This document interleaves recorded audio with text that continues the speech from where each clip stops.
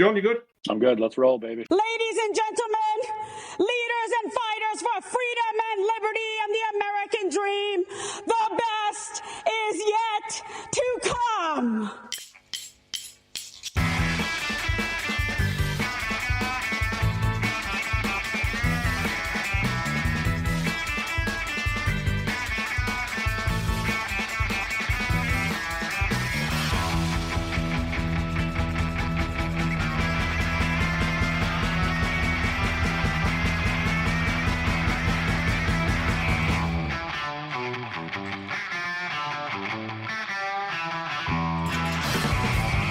Alrighty then. Hello and welcome to the latest episode of the Build It podcast, where we talk to US non-league soccer folks who know a thing or two about US non-league soccer, and some who don't, probably. Joining me from his bunker in DeKalb County, Illinois, is DKCU president, some say custodian, John Hall, fresh from the latest league conference call. Hi, John. I want to know what you drank this morning that got that intro put together today. I was on the whiteboard. How was that conference call? All good? League admin. Super, just a super call. Great dialogue. I may sound like I'm being facetious, but honestly, we made a lot of decisions. We've got lots of new stuff coming up as far as league conference alignment. We've got some new partners for apparel and match balls. All kinds of good things. We've got all kinds of plans for expanding the season. We got a lot done in just over 2 hours or 2 hours last night. Lots of good stuff. Lots more teams to be announced yet that made it in before the application deadline for expansion. So the Midwest Premier League will be a little different and a little bit bigger here in 23. Fantastic. That was a much longer answer than I was expecting, but all good. Thank you. Our guest this week is one Larry Sancombe. Hi, Larry. Hi, how are you guys doing? We're good, man. Thank you so much for joining us. Larry joins us in his official capacity, or unofficial capacity, I think, as sporting director. Is that still accurate? That is correct. Lovely. Sporting director of Christos FC, which I'm sure is a history name, a storied name that many of our listeners are familiar with. For those who aren't, I wanted to do this because I was so impressed when I looked at the wiki. The honour roll on Wikipedia is something to behold for a club that's been in existence since the mid-90s. 7-time Maryland Major Soccer League champions, 2016 USSA National Amateur Cup champions, and 2016 and 2018 USSA Verna Fricker National Open Cup champions. I believe that's fair. Lordy, from a club that's only won one or two trophies, actually one. Well done. I'm sure that's all down to you, right, Larry? You were playing up front. You were in goal. A lot of people have done a lot of work through the years to make us have those trophies. That's for sure. I hear. Well, thank you so much for joining us on this podcast. If you would be so kind, could you just give us a little bit intro about you and your soccer story, and then we will go into the nitty-gritty of Christos themselves. Yeah, I'm a guy, just like everybody in America, growing up like 5 years old, started playing, fell in love with it. I was a 3-sport athlete in high school, so I played baseball, basketball, soccer. Baseball was probably my most highly recruited sport. I tore my arm out, and then I got into soccer. And I was playing at a high level anyway, but I started really taking the time out and playing in it. Went to junior college due to messing around in school a little bit too much. Working class family, we didn't have a lot of means, so it worked out. I played really high level there, and played on top state cup champions, regional and just kept playing soccer all the way through. And then all the guys that went to college, we all came back together, and we formulated Christos, and that's how Christos came together. It was a bunch of us that all grew up and either played at club level, college level, high school level. That was kind of how it all kind of came together, and we built Christos out of that. So that's a little bit about how I got involved with Christos. All good. Where's the name come from? Christos is a liquor store. It's one of the biggest liquor stores in Anne Arundel County. It's our Jody and Jesse and Jamie Hayslip. They're the ones that actually started Christos, and they were really connected to Johnny and Nick, who are the owners of Christos. They're good friends growing up, and they became our first sponsor, which they gave us like $1,000, to play in the league. And it went all from there, building it out from there from day one. So they've backed us, they've helped us, and they've been our family since. I mean, to have a club that's been around for as long as you guys have, the American soccer landscape is no mean feat, regardless of everything else that you won and all your successes. Just the fact that you're still kicking 35 years down the line is, kudos to everyone involved, right? You can take all the glory, but yeah, there's a lot of people involved, and we've all got the sob stories of the people that have come and gone, even in the time that we've been doing this. But you strike me as a man of an age. I can see that you're a man of an age. When did you realise that kicking the ball around was no longer for you? Because it's a battle that John still has. He still claims he's available for collection. So it's funny you say that. Like, I still play we're having our first over 50 team this year. And there's like some of the things that aren't the thing. We have the over 30s, we have the over 40s, and we have over 50s. So we as our brothers grow, we have teams for them. So I mean, our over 40 team has been kind of overloaded lately because we've had so many guys that are right at that over 50 age and are trying to move out for the younger guys in over 40. So it's a big move for us to be back into over 50. And there's actually going to be a state and regional and national competition for over cups this year. So we'll be involved in all those as well. There's a thing back home. I don't know if it's a thing here. Is walking soccer a thing over here? Does everyone even know of it? No. Okay. Yeah, it's literally like Larry and I have been playing it for a few years. It sounds like a lot of slow paced jogging. They actually started doing it here in Chicago. They tried, I think maybe it was last fall. They tried to do a little bit of walking soccer, and I guess it was kind of neat. I don't know. I didn't get involved with it yet, but you were carrying your. Not a bad thing. All good. All right, Larry. I stole a bit from the club Facebook. Yeah. The tail end of 2022, the same as we all do, right? That's a year recap, and a direct quote. As of 2020, at the end of 2022, we won every state cup, won a league title in multiple leagues, started a USL women's team and a USL 2 team. We got a new place to call home, the Moose Athletic Centre, and we had a pro combine for our players to be seen by pro scouts, with 2 players drafted into this year's MLS draft. Just one of those would be enough for most clubs. Can you stop taking all the stuff from everyone else? It's people like you that is the reason the rest of us fail, right? How on earth? Is it a coach? Go on. You know what? I think we're in a kind of a bubble. When I say that, like, we're in between DC, Baltimore, so there's not a lot of pro entities in the state. You know what I mean? So a lot of kids, they get we have a lot of kids that should be playing pro and they get missed. And we've had an abundance of really top level players. Our local clubs are very strong in the area, and there's a lot of good players that come out of those teams, and we've got a lot of connections within those groups, and we get a lot of those kids and they play for us. And look, I mean, we're free of charge. None of our guys play any money. The only thing they pay is their initial due. Everything else Christos covers. So that's something different than most clubs. A lot of them have to have, money to operate, of course, but our sponsorship and stuff kind of cover our expenses to do that. And we try to make it where, we're bringing in, like, for example, like Ben Bender was, he was the first pick in the MLS draft a year ago. That's Christos' guy. He's been coming to our events since he was 17. You know what I mean? We knew Bender was going to be a really good player. His brother plays for us as well. And it's just, it's a family thing. And when we started it 25 years ago, this is where we're kind of a little different than a lot of clubs, is that we were all guys that played at a pretty high level. And then a lot of guys went into coaching. So every coaching staff, I believe, in the Maryland area has a Christos brother on those teams. And even now in the females, we're starting to move into that route, and we're building it out like that. So we kind of had a plan where, hey, you know what, we'll keep Christos going. And then we'll just, guys will just send players, like you see like UMBC, we get a lot of players there, Loyola. So we get a core group out of that group every year. And then we mix it in with, like, okay, Nick Richardson played in Maryland, this guy, and they come back, and they always come back and they play for us. So that's how we've kind of built it out through the years. Was it difficult, like, when you were first starting, it's nice when you can say, I've got a bunch of guys that have come through here and now they're pros.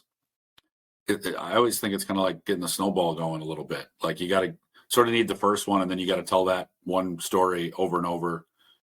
Like, what was the fortunate situation that helped you guys kind of get that first one, so you could start building a reputation as like the club in the area to come to? Well, we had a lot of guys when Chris, like when Christos first started, the MLS wasn't, there at first, you know what I mean, and then it became the MLS. So there was a lot of guys in our local area that played for us that were missed that would have probably played if they're a little couple years older, you know what I mean. So, and then we started having guys that once they finished out their MLS career, they would play for us as well. So we started having that kind of core guys of like high level players. So the young guys like Ben, for example, Ben Bender's a great example. You know what I mean? Like he's not our first. But he was a great example of like he would go to Maryland, and then after he was done Maryland practice, he would come and practice with our guys. Nobody, not knowingly, so he'd be around the older guys that would teach him a couple little things. So he got a lot of education in that way. John Bell was probably one of our neatest guys that actually is in the MLS right now. John was a kid that was kind of not seen. He had a really good NPSL season with us on the left back. Super athletic. Very dynamic, but he's kind of like Ben. He just loves soccer. He never missed a practice. He showed up. He always freaking worked hard. They're the guys that make it. Like we have other guys that at times have been seen as like bigger value in that world, but they are the guys that don't make it. They don't show up. They don't go to things because they think they're better. They're not going to get hurt.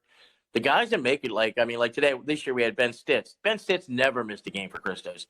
He came back. During the COVID time, he played at UPenn. UPenn was shut down. Dude, he played for Christos all year. He didn't miss a game. You know what I mean? And he wasn't starting every game on those teams, but he just got better and better and better. And I really think that helped him, get to where he is right now. And I think he's going to be a terrific player in the league.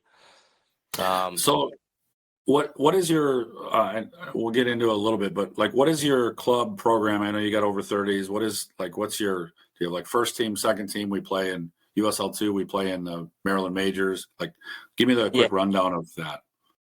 Our men's team, we play in it's a new league. It's Maryland Super League, which is Maryland Majors has kind of faded away. So it's just pretty much the same dynamic. They're all good high level, amateur teams with a second division as well. So that's where our men's team plays year round. And then we have our USL and USLW teams. They're our tier, for the summer league teams. And then we have an over 30 and an over 40, and now we're going to have an over 50 regular season men's teams. And then we play in the cups with all those teams. So that's where we lie. We don't get into the amateur game that much due to the fact that we're, we work with everybody. I think that's the key. If we go to one club, then really what we expect is probably to get club players from just that club. And they're really, to be honest with you, we never want to be that piece. Not to say that we wouldn't go that route, but it would have to be, there would have to be a major reason why we did. Yeah. Yeah, it's a slippery slope with youth clubs and building relationships and not stepping on toes and all that stuff. That's a thing. Nick, you want to talk about USL a bit? Sure. All right. The Facebook post alluded to it, but I believe 2022 was the club's first season professionally, for want of a better phrase, right? Or at least in the USL too. What instigated that shift up to a more recognizable level? Well, we were connected with FC Baltimore, and we ran that operation for the last 2 years in the NPSL, and we went to the Lead 8 the first year, and we lost to who we lose to? We lose to that team out of New York. Anyway, they were really all pro players. We lost to them 2-1. We got a red card, and then the next year we went to the Final Four, and we were that year we got all our college players taken away right before we played the game. Bender didn't play. A lot of them. You know what I mean? So I feel that we could have won that year. But we did, you know what I mean? That's, how it is. But we wanted to get it to the next level. USL was definitely, we felt that was the next tier for us to get us, to even get us to more top players to bring in the Baltimore local area. Because we still had a lot of kids that were going out of the state to go play, in the USL to other places. And they still do that somewhat.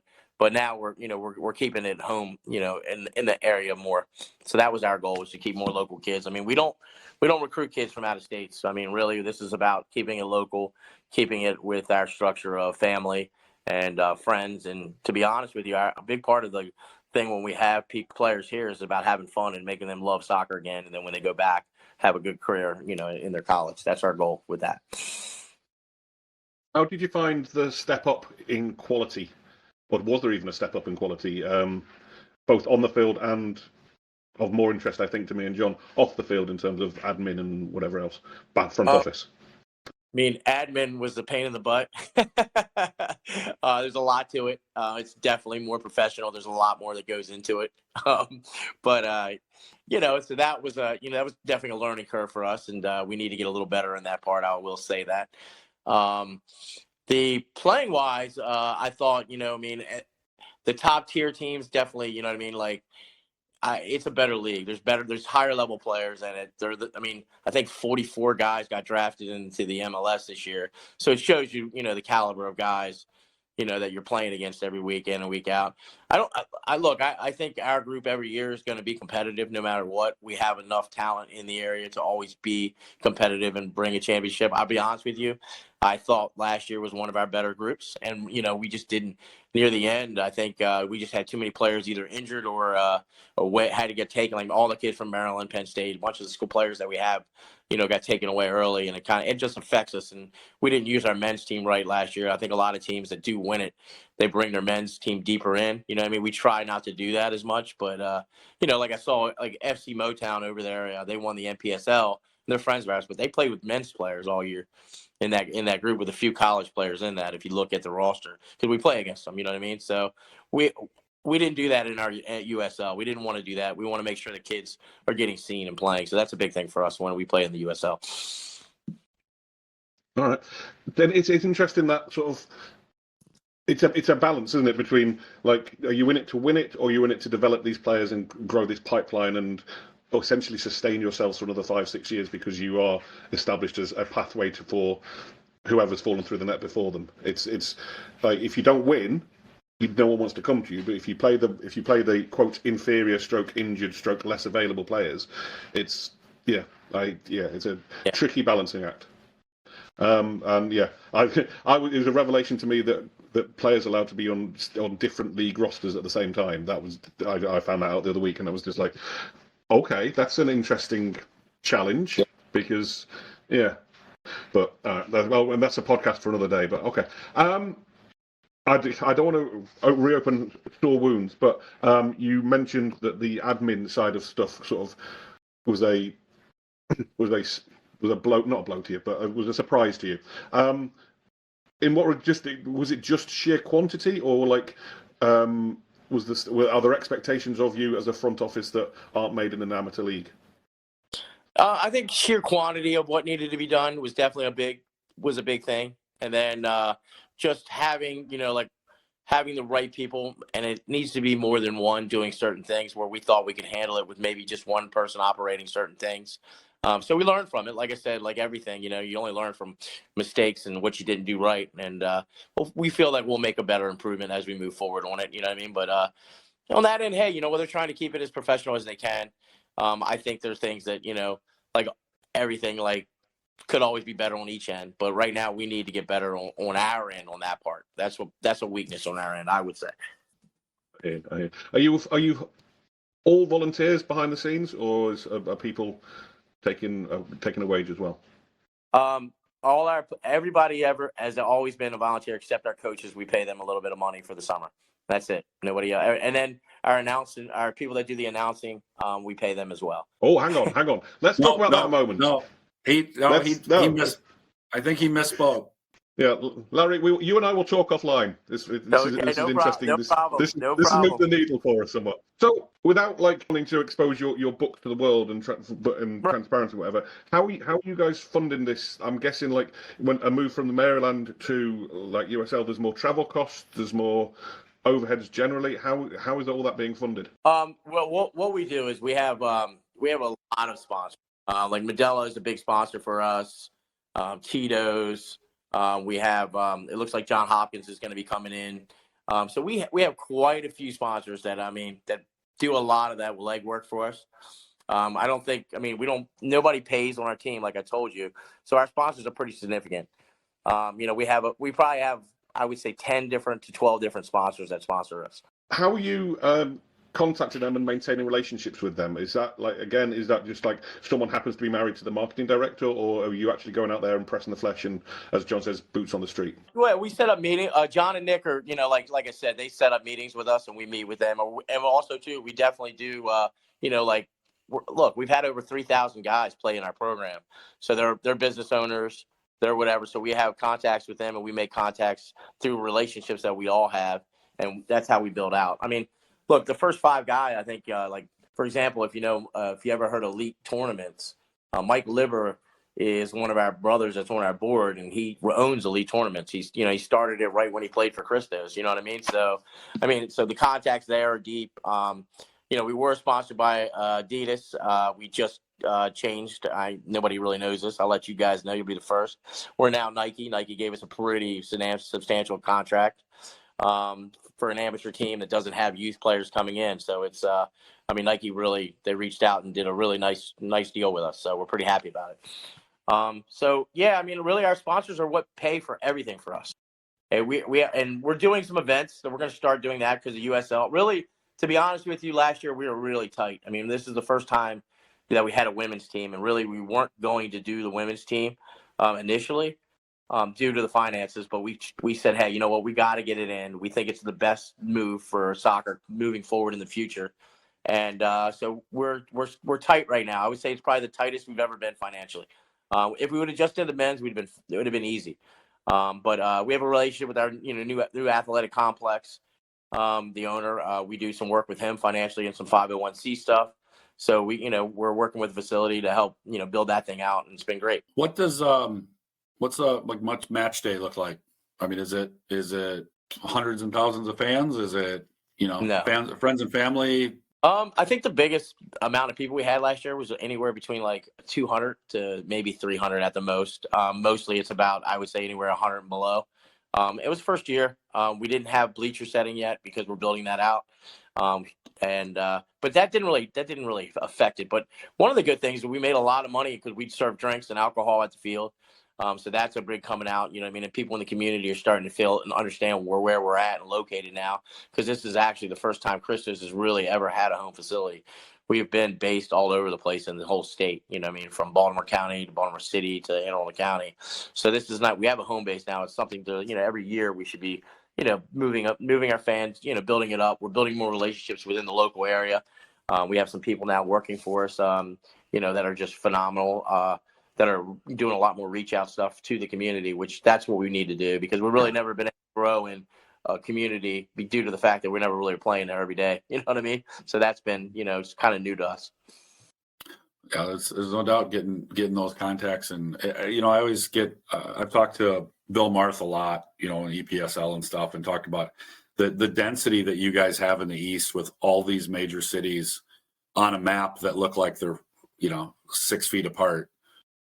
It's just incredible the opportunities I would think you guys have with just player population and really, fans too. There's just a lot of people in the East, and to have those roots in a home base, I think you may really enjoy that, being able to kind of have a place, like you said, to call home and then start claiming your territory, so to speak, instead of being a little more nomadic and, well, we're here this year and we're here next year and we're here the next year. What's your week look like during whatever your spring, fall, men's season? Is it a couple trainings a week? Is it training on Wednesday nights, game on Saturday? What's that look like? Well, in our men's season, it's kind of funny. Like we train every once in a while with our men's. Really, to be honest, we've had a lot of success because we've had such high caliber, and most of those guys play probably 2 nights a week at least, and then we try to throw a practice in there. That's pretty much when our USL team is, they're practicing 2 to 3 times a week. So that's where it's different, you know what I mean? And most of our older guys, that's the best thing. They'll come into that mix. They come in and train with them sometimes. So it gives them, that flavor of, some older guys that can teach them some things, and they build the relationships with those guys. So they know when, hey, some of these guys, this USL college career is kind of, that's it. You know what I mean? Like, they're not going to the next level, even though they might think it, but they're not, and they have a place to come home, and, they know who they're going to be playing with, and they know it's the caliber is going to be good. Yeah, makes sense. I always find it interesting to figure out how do you stand out in the amateur soccer world, right? Like I'm an hour outside of Chicago. There's a bunch of clubs in Chicago, and it's constantly challenging ourselves with how do we make our club stand out, where somebody will drive by those other 3 and drive out to come to our trainings and our game experience and the things that we do in marketing, and try to stand out in this like free for all of amateur soccer in the U.S., where you can train 6 nights a week if you want. You could not train at all, and it's all dependent upon your player pool and coaching staff and everything. It's chaos sometimes. Yeah, I think, John, the biggest thing that we've had is our relationships. Relationships for us is where, like, we know the next player's coming in because John is bringing him over. You know what I mean? I think that's been the key for us, and it's always been this family-based kind of relationship. You know, like I said, if one of my buddies calls me tomorrow and says, "Hey, Larry, I got a guy. He's good. He's gonna play." We know that he's quality, and he knows that he's the right fit for us, because he wouldn't just bring him in if he wasn't a bad character. First of all, one of the biggest things that Christos is, we believe in character. At the end of the day is we want quality character kids. We've let go of guys that were fantastic players, but they just don't fit what we want. And if you don't fit, and good luck. And I'm not saying that you're not going to fit somewhere else, but for what we want guys that want to hang out, enjoy life, and our job is not just to create soccer players, it's also to create good people that actually are functional in society, and also help them get jobs. I mean, we have enough guys that are, in the over 50 that own companies, own whatever. And these are the guys that, we look to work for us and things like that. So that's where that lies. Yeah, I like it. It sounds wonderful. I think some of the stuff I saw looking through your website and stuff, just the way you guys kind of word, it is very similar to what we're trying to do. Just very community focused, building good people. I like some of that stuff you had on the site about your mission, and I just thought, like, it just seemed like a good wholesome group of good old boys that like to go kick ass and then have a beer and win trophies and have another beer and just keep moving. I think that's what we are. You know what I mean? I think that, and I think if we ever change that, I think then we'd be ruined. I think that's, we've had a lot of people come in and offer certain things to buy us, do different things. But the end of the day is we have a board, and our board is all players. Nobody will ever coach Christos that has never played for us. Ashley, who's coaching the women, she actually played for me when she was young. She played in Maryland. She's like us, and she's creating the girls' atmosphere just like the boys are now. And you can just see it building and building. And that's what we want. We want people that say, hey, this is my home. When I go to college, I come back here and I get to relax, play great soccer with my friends, enjoy life, and then go back and go to the grind again. So that's kind of where we lie with that. And then our men's team, like you said, come out, play great soccer, go out afterwards, enjoy each other. And, where it goes, it happens. Sometimes you win national championships, sometimes you lose. That's just the way it is, but we feel that we can compete. That's the key, being competitive. We always want to do that. So what kind of community outreach to do? What do you do to build your brand locally besides winning trophies? Is there any specific, other nonprofits you work with? What kind of stuff do you guys do? Well, we started doing local. We don't like I said, we don't want to get into the high end, so we do a lot of little rec community stuff. We've started building out on that. We have like 5 rec programs in that area near our stadium that we work with, just doing little soccer camps and stuff, and even do some free free clinics. So we've done some of that. We've done like a couple of governmental drives where we did it was a all day practice thing for kids, letting them do that. We did that with down in Annapolis a little bit.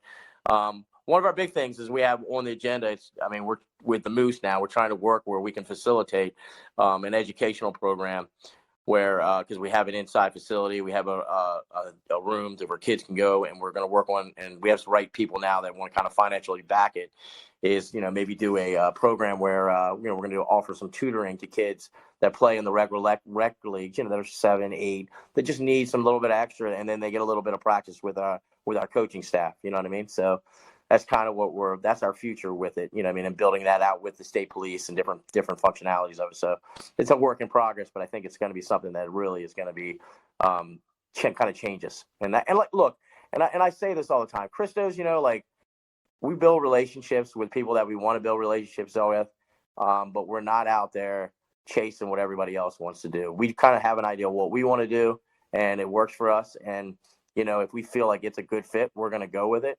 But we're not out. Like a lot of teams are out there, and a lot of clubs are out there chasing the mighty dollar.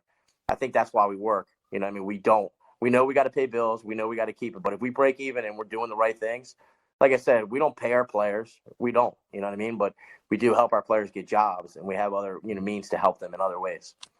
So that's kind of where we lie. And that's what, like I said, we're not reaching, there's a lot of teams and stuff that are trying to build things. And, good luck to them, because I don't know. I don't have the exact, but if it doesn't feel like it fits what we're going to do, then we're just not going to do it. Even if it might be the greatest thing on earth for everybody else. If it doesn't fit what we need to do to keep our functionality right, then that's kind of where we're going to keep it. Yeah, I do a lot of sponsorship stuff for our club, and it's like the same thing. Like I'm not just about collecting checks. I want businesses to join that are, invested emotionally a little bit in what we're doing and believe that we're doing a good thing. And even if they can't afford to support us, maybe they can come to a game. Maybe they can connect me with somebody. It's got to be more than just collecting money. And I don't think that's a good way for a club to survive. I'm sort of a novice at this, but you want the sustainability of the community, and the sponsors are part of that community. But I think you want people to actually care about it. And when times get tough and businesses can't write those checks, you can disappear in a heartbeat. And what's interesting is you've got like this grown-up group of, your men's team, really like the USL2 and the college guys is almost like a development team for your men, and then to do your 30s, 40s, 50s. I mean, you've got 100 plus players to reach out to when times get tough and say, hey, does anybody have a contact at a website company that can redo our website or whatever? Like, you just have a good network in the brotherhood that you can probably accomplish a whole lot just by asking for a little help internally, right? Correct. Yes. All these projects and community programs that you have and that you are planning and whatever else, is it just, for want of a better phrase again, the over 40s, the over 50s that are staffing them and making them happen, or are you leaning on the college players and your youthful custodians as well? Well, our over 50s are ran by one of our guys that's over 50, and one of our over 40s was run by an over 40 guy. So we have those guys kind of monitor and run those programs. You know what I mean? So, and then the over 30s is run by me. That's kind of like, that's my group of guys that I coached back in the day. And in the next 2 years, somebody will take that over as well. That has coached that group, the next group coming in after that. So, I mean, the over 30 group is special for us because this is our year that we won the national title. It's a lot of those guys with 30s coming out. So it's going to be a pretty good group for us. And I mean, we enjoy it because we all get together, get to play high level ball. And then hopefully, maybe we'll win regionals and go to travel together because it's just a fun group to be around, and, there's a lot of, there are a lot of those guys in the group that played against DC United. So it's a special group. Almost a reverse pipeline, right? The focus for so many clubs is, the youth team the youth setup feeding the grown-ups.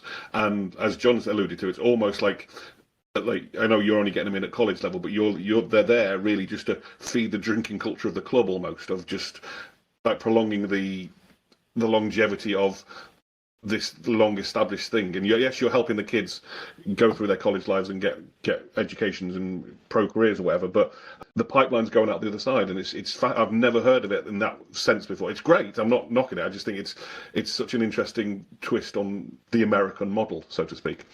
And more kudos to you. And I'm sure I doubt it was by design, right? You just happened that way of like, I just want to hang out with my buddies. It was, and that's exactly what it was. It was just us having fun, having ideas, and look, and there was years like with Christos where we struggled, like, you know what I mean? Like, and I remember like when all of us, like the first original guys were getting older, who's going to be the next guys? You know what I mean? And thank God we had a couple guys coaching college. So we brought in a couple of those younger guys, but there was one year where we were merging together with another team because we were that tough. It was that tough at times. Guys couldn't play anymore that were playing regularly and things like that. And, I remember like the club, I thought we were going to end at that point. And I remember, and I'll be honest, Mike Liber, who actually is the elite tournament, he was like, we're not doing this. Like, we'll figure this out. We'll play older guys, whatever we got to do. And I give him a lot of credit, you know what I mean? And I love Mike. I don't give him much credit. That's funny. He's my buddy.